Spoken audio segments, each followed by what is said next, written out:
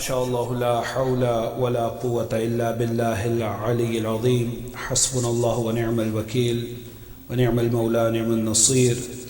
أعوذ بالله من الشيطان الرجيم. بسم الله الرحمن الرحيم. رب اشرح لي صدري ويسر لي أمري واحلل عقدة من لساني يفقه قولي. الحمد لله رب العالمين. الحمد لله مالك الملك مجري الفلك مسخر الرياح فالق الإصباح ديان الدين رب العالمين.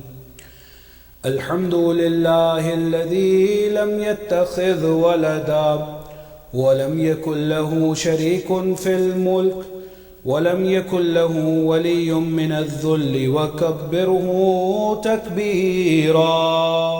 الله أكبر الله أكبر الله أكبر. ثم الصلاة والسلام والتحية والإكرام على النبي الأمي المكي المدني سيدنا ومولانا ومولى الثقلين بالقاسم محمد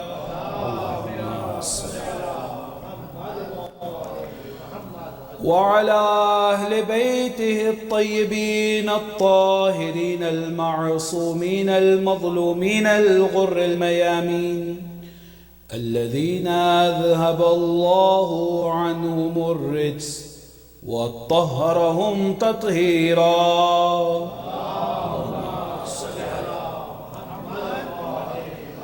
واللعنة الدائمة على أعدائهم من حين عداوتهم إلى قيام يوم الدين. أما بعد، فقد قال الله الحكيم في كتابه الكريم وقوله الحق. بسم الله الرحمن الرحيم. يومئذ يصدر الناس أشتاتا ليروا أعمالهم فمن يعمل مثقال ذرة خيرا يره ومن يعمل مثقال ذرة شرا يره. آمنا بالله وصدق الله العلي العظيم. صلوات اللهم صل.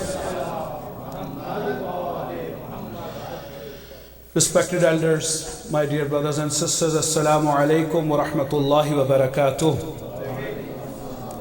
Jum'ah Mubarakah to all of you.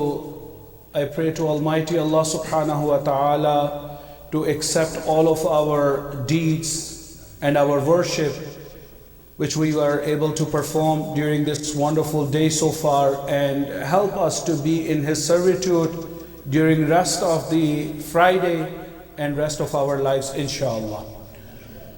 Brothers and sisters, it is a great blessing of Allah subhanahu wa ta'ala that we come and participate in Salatul Jum'ah, which is indeed one of the recommended prayers to be participated during the week. And as we recite Suratul Jum'ah during the Salatul Jum'ah, very first rakat, Allah subhanahu wa ta'ala in verse number 9 refers to that notion of the attendance, the obligatory nature, as we know that in the time of occultation it is a wajib al-takhyiri. That means it is an optional wajib. But in the time of the presence of Imam, when the Jum'ah leaders will be appointed by him, commissioned by him, inshallah, that it will become a wajib, as we know the rulings of the jurisprudence about the Salatul Eid as well. But the verse very clearly alludes to the importance of the Salah. Bismillahir Rahmanir Rahim. Ya ayyuhalladhina amanu idha nudiya lis-salati min yawmil jumu'ah.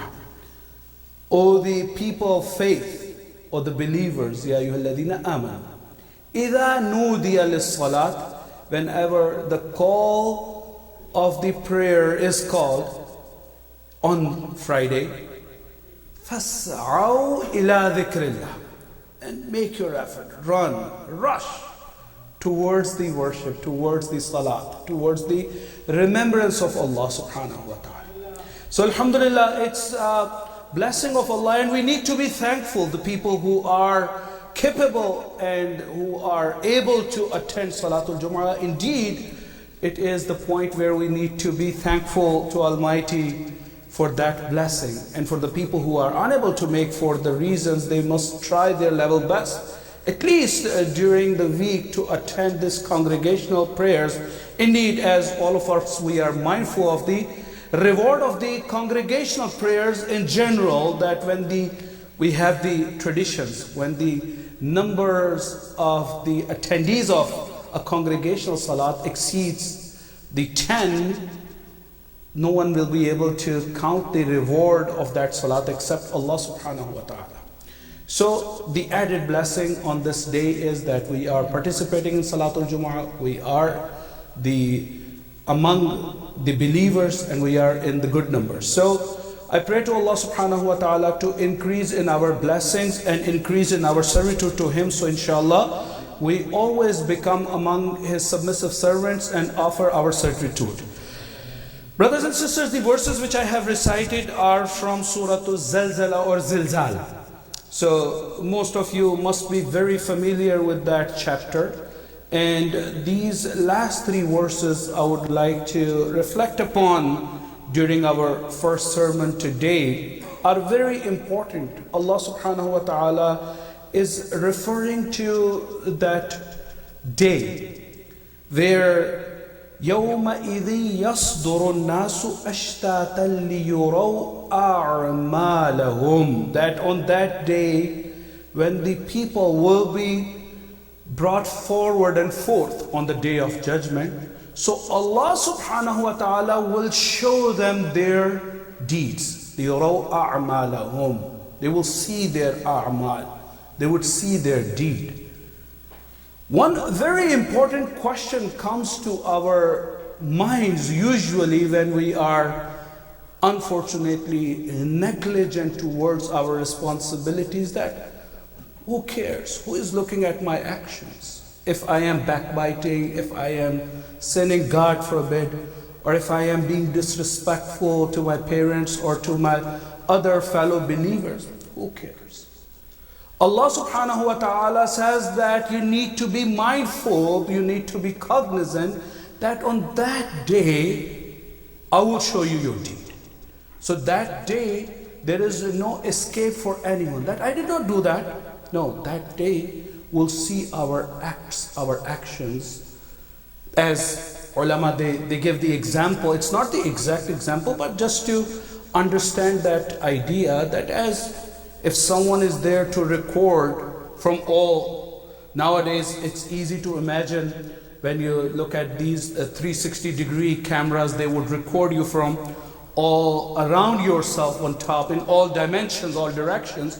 So nothing is hidden and nothing is going away. So you will see that how did you laugh, how did you smile. Even when sometimes we feel that backbiting is that when we utter the words, but if we are making some symbols and signs and doing ishara, it's not recorded. No, in those 360 cameras, and for Allah subhanahu wa ta'ala, all the directions, all the dimensions are open and visible. So even that would be the action, as long as it is action. It is the greatest of the mercy of Allah subhanahu wa ta'ala that He will not punish us and He will not hold accountable us for something which is concealed in my heart. So there is a very important blessing of Allah subhanahu wa ta'ala, and it shows His mercy and might. As soon as I make the intention of doing good, for instance, right now, our brother Shabah just announced before about the announcement of the Nahjul Balagha session tomorrow morning. We all make the intention, inshallah we will attend that, we will attend Salatul Fajr. Right away Allah subhanahu wa ta'ala will put that as our good deed, that this person has the intention.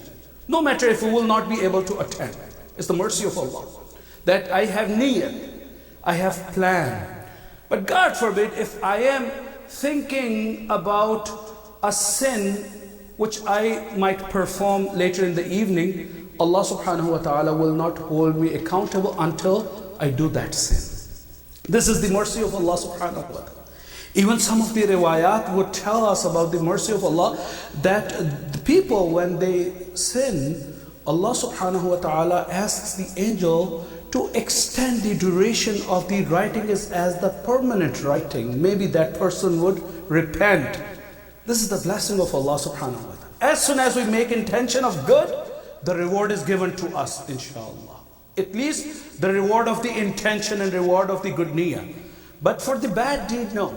Until we commit. Therefore, it is said, God forbid, if someone has planned for the evil and later realized, right away go and do tawbah. Even if someone was preyed by shaitan and have done the sins, still there is the time to repent.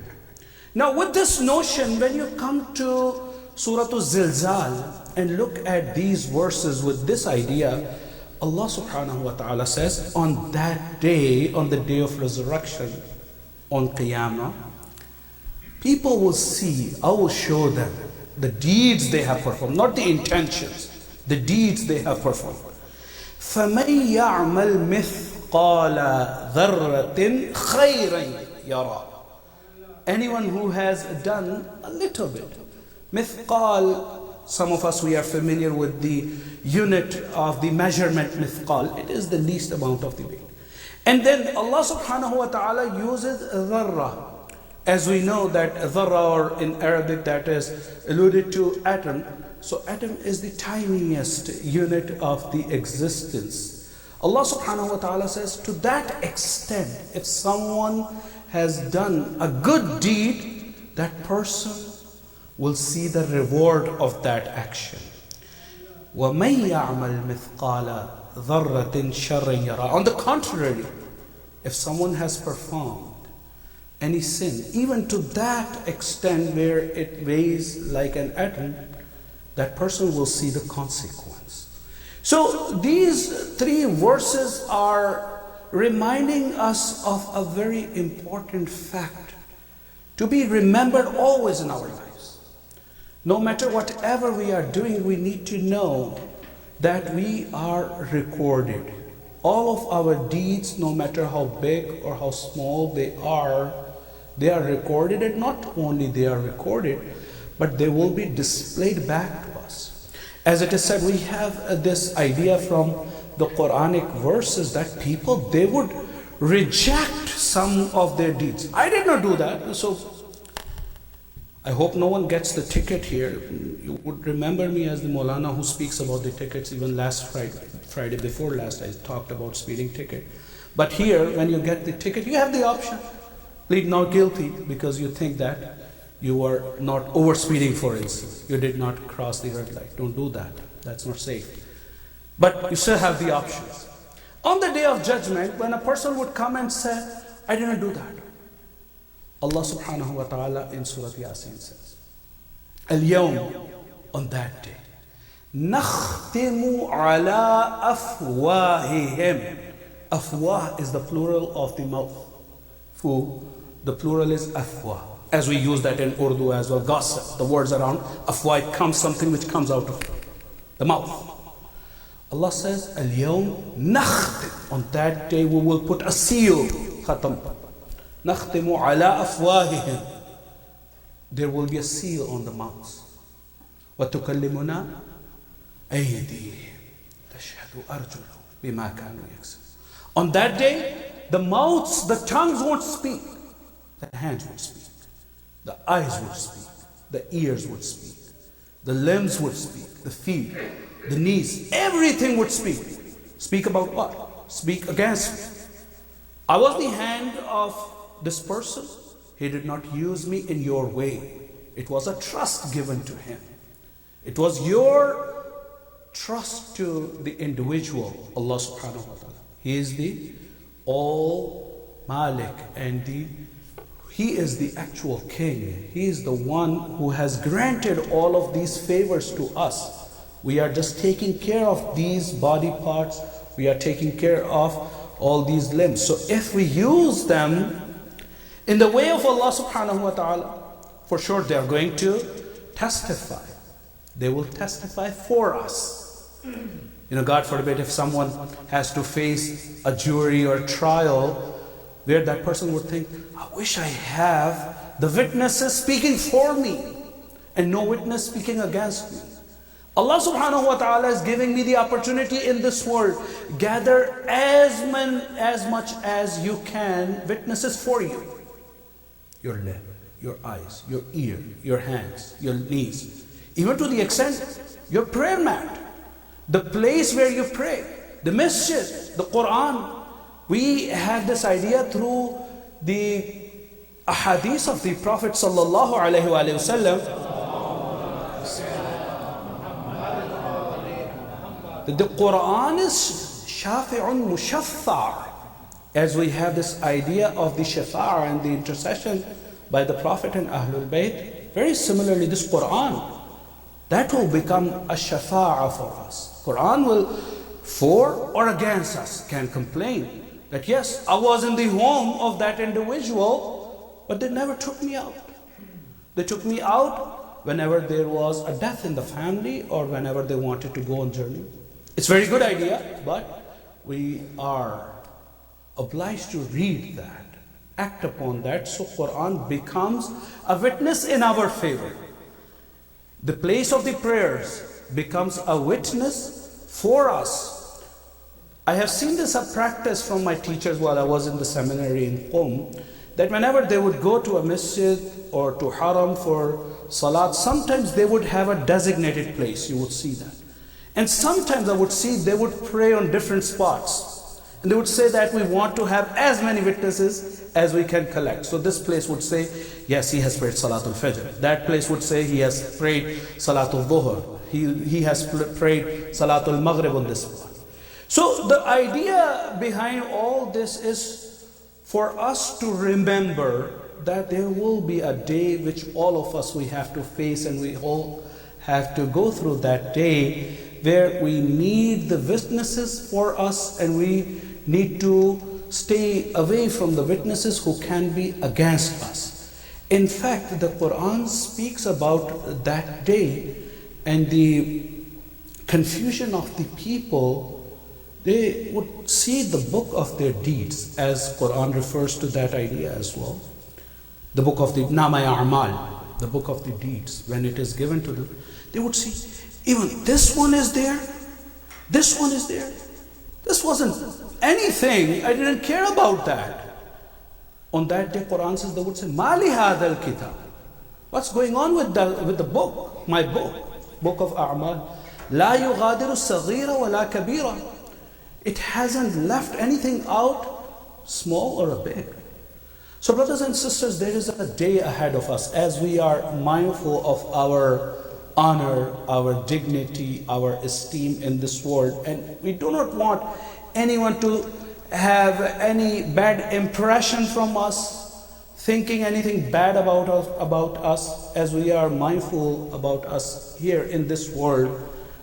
We need to be mindful of that day where everyone will be seeing our deeds, everyone will be seeing our accountability, and we pray Allah subhanahu wa ta'ala is forgiveful, and we ask Him, oh Allah, do not make us ashamed in front of anyone except You, this world and in hereafter, and help us so we can bring ourselves up to that standard where our Prophet, our Imams, they become proud of us and they will come forward to do our shafa'a, inshallah. So brothers and sisters, departing from this point, there are some recommendations for us to keep in our minds, especially when we think about our hereafter, when we become mindful of that strong reality that none of the big or small acts of us will be neglected, and they will be held accountable, and we will be held accountable for all of those acts. Then how to live our lives in this world? This is something which is known as the life of taqwa, the life of someone who is God conscious. So when we speak about the concept of taqwa, many of the times we feel taqwa is adding in our acts of worship. For instance, muttaqi is someone who offers, for instance, 5 prayers and then adds salatul layl on that. No. There is an even simpler understanding of taqwa, that we are mindful of our deeds and actions, that what we are performing, would Allah subhanahu wa ta'ala be pleased with me or not? So that is the most important reminder which all of us, especially someone who leads the Salatul Jum'ah, it is a necessity that individual must remind himself and the others, the attendees of that service, of that responsibility, that we must not be forgetful that all of our deeds, all of our actions, they are monitored by Allah subhanahu wa ta'ala. And when we look at the Quran, not only Allah subhanahu wa ta'ala, wa rasuluhu, and His Prophet also looks at our deeds. And wal mu'minun, the special people, the Imams of Ahlul Bayt, they also, Amirul Mu'mineen Ali ibn Abi Talib salawatullahi wa salamu alayhi,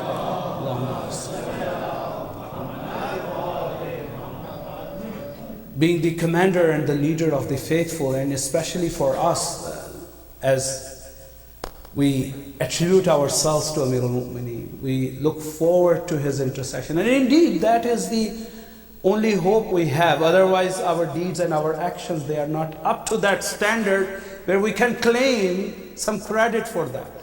Our prayers, our fasting, all of our deeds, yes, inshallah, those will be accepted, but we know the standard and the quality is not to that level. But we have this faith of intercession of the Ahlul Bayt, Amirul Mu'mineen, that inshallah they will be at our side, they will be assisting us on that day, right after the death, as we have this faith. And when we say, Ya Ali Adrikni, it's our faith that we believe that Allah subhanahu wa ta'ala has placed them for us to seek Allah subhanahu wa ta'ala through their intercession and through their help. So that's what we do when we call upon them, and a special hope we have for the day of the judgment and the first night of the grave, that inshallah we will have Amirul Mu'mineen Ali ibn Abi Talib salawatullahi wa salamu alayhi, Allahumma assisting us. So inshallah, in second sermon I would like to quote a few words from Ahlul Bayt, whose hope we are having for our resurrection, whose hope we are having to be at our side on the day of the judgment, on the first night of the grave. So inshallah we may learn that what are their expectations from us. I pray to Allah subhanahu wa ta'ala to forgive our major and minor sins, Ya Allah. Bismillahir Rahmanir Rahim. Qul huwallahu ahad, Allahu samad, lam yalid wa lam yulad, wa lam yakul lahu kufuwan ahad. Sadaqallahu al-aliyyul azim. Please recite 3 loud salawat.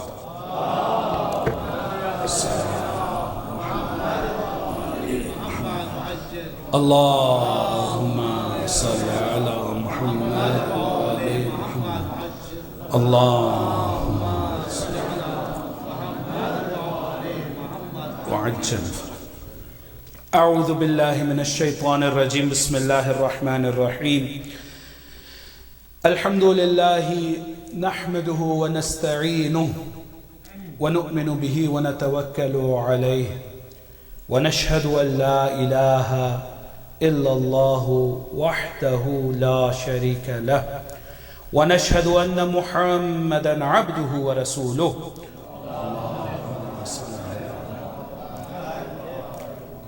اللهم صل على محمد المصطفى خاتم النبيين وعلى علي أمير المؤمنين وعلى فاطمة الزهراء الصديقة الكبرى وعلى الحسن والحسين سيدا شباب أهل الجنة وعلى علي بن الحسين زين العابدين ومحمد بن علي باقر العلم الأولين والآخرين وجعفر بن محمد الصادق البار الأمين وموسى بن جعفر الكاظم وعلي بن موسى رضا المرتضى ومحمد بن علي التقي الجواد وعلي بن محمد الهادي والحسن بن علي الزكي العسكري والحجة بن الحسن القائم المهدي حججك وأمنائك على بلادك. اللهم اغفر للمؤمنين والمؤمنات المسلمين والمسلمات الأحياء منهم والأموات. تابع بيننا وبينهم بالخيرات إنك مجيب الدعوات إنك قاضي الحاجات إنك رافع الدرجات إنك على كل شيء قدير. وصلى الله على محمد وعلى محمد صلوات.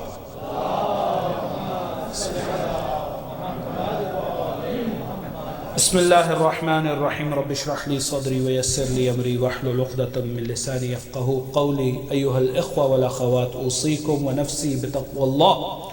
Dear brothers and sisters, I advise myself and I enjoin all of us towards piety, towards righteousness, towards the taqwa, being mindful and conscious of Allah subhanahu wa ta'ala in all of our affairs. Before I continue with the second sermon, once again, I would remind all of ourselves about the very important atrocities and the tragedies which are happening across the globe. We spoke about the natural disaster and the people of Florida and some other states. They are still facing the challenges. As we see the news, many are homeless, many have lost the belongings, what they accumulated in their life. And at the same time, what we see out of the extreme greed of human beings, the people in Palestine and Lebanon, they are oppressed and they also have lost the basic necessities. So we are mindful for all of the people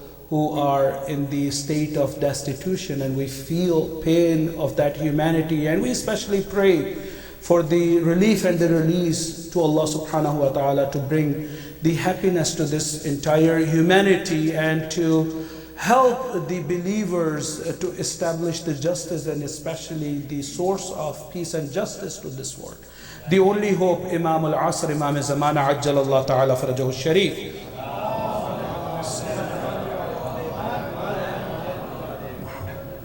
Make his reappearance as soon as possible so this tyranny, this injustice come to an end, inshallah.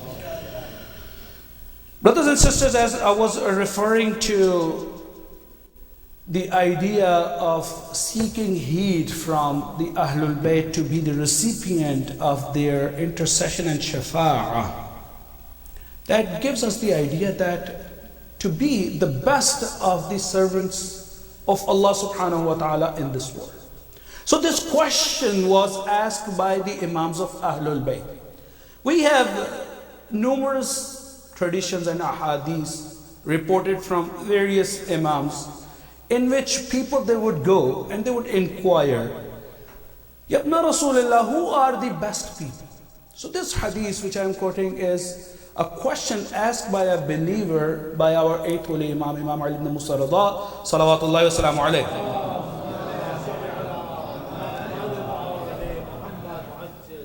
Su'ila al-Imam Rida an khiyar al-ibad. Who are the best servants of Allah subhanahu wa ta'ala? Tell us some of the qualities of the best of the servants. You know, if we have a gauge to measure ourselves against that, so we can see that if we are up to that standard or not.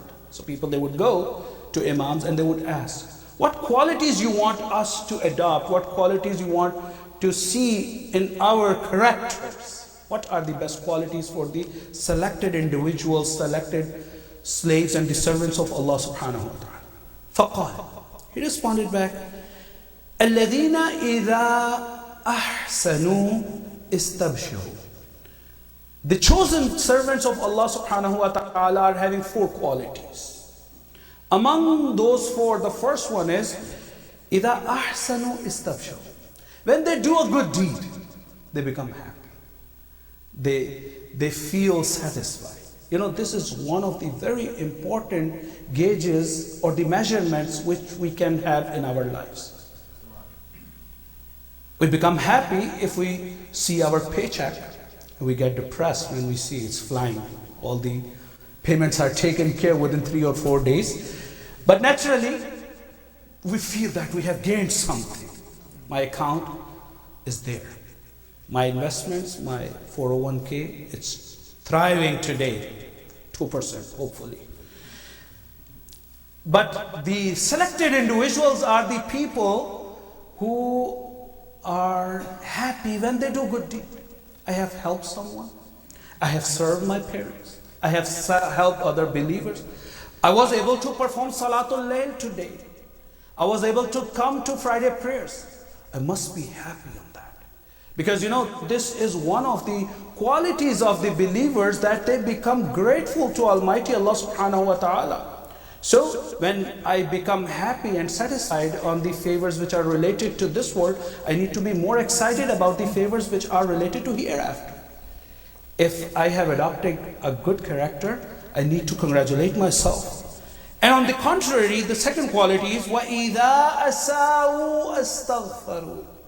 When they do a bad deed. Imam is not saying they are depressed. They are feeling bad. There is no pessimism in Islam. God forbid if I have done a mistake. Right away I need to correct that. As I just have said, that some of the ahadith would tell us that Allah subhanahu wa ta'ala will command the angels to hold on that wrong deed so this person can repent and the book stays clean. وَإِذَا أَسَاءُوا فَاسْتَغْفَرُوا. As soon as they commit a sin, they're not remorse, they are not depressed, they don't feel sad. Yes, they feel sadness, but that is an active act that they go and they ask Allah subhanahu wa ta'ala for forgiveness. This is the second quality. The third one is وَإِذَا أُعْتُوا شَكَرُوا. Whenever a favor is done to them by Allah or by the individuals, they are grateful on that favors. You know how wonderful Islam is teaching us the best of the human traits. You know, you even don't need to be a Shia or a Muslim or even a human being to show that attitude of gratification. You feed an animal, a cat, that cat becomes grateful. And how ungrateful a human being is that Allah continuously gives the favor and that human being becomes lakanud, as Quran refers to that idea, that they become unforgetful. Ingratitude people. It's a notion which exists among the animals, the people who tame and train these animals. They see that when they give them a good or something to eat as a present or as a prize, they react in a good way. Imam says this is the quality of the best of the believers. Whenever a good deed or good thing or a gift or a blessing or a favor is given to them, they perform a shukr. Our fourth Imam, Imam Ali ibn al-Husayn Zain al-Abidin, salawatullah. It is said in the riwayat that he used to perform so many prostrations, Sayyid al-Sajidin, the leader of the prostrators. The moment he would realize there is a blessing of Allah subhanahu wa ta'ala, not necessarily it is given, it is a tangible thing. As soon as in his mind he becomes mindful, subhanallah, Allah has given me such a wonderful family, he would go in the prostration. Alhamdulillah Rabbil Alamin. Whenever he would receive a blessing, he would go in the prostration. Alhamdulillah Rabbil Alamin. So the true sign of a believer, a chosen one, is that as soon as we receive a favor from Allah subhanahu wa ta'ala, وَإِذَا أُعْتُوا شَكَرُوا. So that extends to that human idea as well, because it is needless to say that as Islam is emphasizing upon the spiritual and the divine perspective of the human being to be grateful to Almighty Allah subhanahu wa ta'ala for all the favors, how Islam can be negligent about the gratefulness to the other individual. In fact, we have this notion from our hadith. It's not the hadith, but it is taken from the concept of ahadith and the verses of Quran, that مَنْ لَمْ يَشْكُرِ الْمَخْلُوقِ لَمْ يَشْكُرِ الْخَلِقِ. Someone who is not grateful to the creation of Allah subhanahu wa ta'ala cannot be a grateful servant to Allah in a true sense. If I want to be a grateful servant to Allah subhanahu wa ta'ala, the prerequisite, the most important stipulation is that I become grateful to His servants as well. I'm not grateful to my father, whatever he has done to me, and I am praying to Allah, oh Allah, thank you very much, you have given me money, you have given me job, you have given... How I am becoming forgetful of my father or the mother who raised me, who are the sources of my existence. They are the wasila. They are the means placed by Allah subhanahu wa ta'ala for my existence in this world. I was born to them, I was nurtured by them, I was raised by them. They provided me from their body, as Quran refers to the status of a mother, that she feeds the fetus and the child in the womb. And the father works day in and day out to think about the child and helps them when they are unable to make a move. So these are the parents. So it has to begin, this idea of being grateful to the other creation begins with the parents and Ahlul Bayt, because it's a great favor of the Prophet of Allah. Ahlul Bayt, that they have suffered so many trials and tribulations just to keep us on the right path. How many sufferings Prophet of Islam had just to bring that message to us. How many difficulties Amirul Mu'mineen had to face just to prevent Islam. The Qurbani and the sacrifice of Sayyidul Shuhada is matchless. We need to be thankful to all of those things as well. And then the other believing brothers and men, I'm running out of the time, but let me conclude with the fourth one. But let me emphasize on this point that the gratification begins from the ordinary things. Don't think that if someone has done a smallest favor to you, has given you a glass of water, or even has opened the door for you. We see that in humanity. People, they appreciate that sense. Quran says, the Ahlul Bayt, they say. In a hadith we have this idea that no matter whatever favor someone is giving to you, you need to be grateful to them, because in that way you are offering your thankfulness to Almighty Allah subhanahu wa ta'ala. If you don't offer your gratitude to the individual, you won't be able to offer the true gratitude to Allah subhanahu wa ta'ala, because all those are the means of Allah subhanahu wa ta'ala. And the last thing, and I will conclude that, وَإِذَا ابْتُلُوا صَبَرُوا. One of the qualities of the selected individuals, that whenever there is a trial in their lives, there are tests in the life, and everyone has the tests. As I have referred to, this is the greatest of the challenge that we see. Many innocent people being butchered in front of us, and we see the news, and it hurts. We cannot do anything. The best thing is sabr. Having faith in Allah subhanahu wa ta'ala. Whatever is in my capacity, I can do that. At least I can feel that pain. I can keep myself alive. Very similarly, the trials and the tribulations which come to our lives in terms of the economy, in terms of the neighbors, in terms of the other challenges of the society, the person stays calm and have faith in Allah and have the patience. There are many categories of the patience. What kind of patience applies to what kind of the atrocities? It is mentioned in Quran and in the riwayat of Ahlul Bayt, which inshallah one day we'll speak about inshallah. I pray to Allah subhanahu wa ta'ala to keep us on right path and connect us to Ahlul Bayt in this world and in hereafter, Ya Allah. Oh Allah, give us the tawfiq of their ziyarat in this world and their intercession in hereafter, Ya Allah. Oh Allah, forgive our major and minor sins, Ya Allah. Oh Allah, bring the reappearance of Imam of our time as soon as possible. Oh Allah, these brothers and sisters who are sitting here, who are attending the service, may Allah accept all of their du'as and hajat, Ya Allah. Oh Allah, have your mercy upon all of our deceased family members, our parents, Ya Allah. ربنا تقبل منا بسم الله الرحمن الرحيم والعصر إن الإنسان لفي خسر إلا الذين آمنوا وعملوا الصالحات وتواصوا بالحق وتواصوا بالصبر صدق الله العلي العظيم. صلوات. कुनूत में जमा कर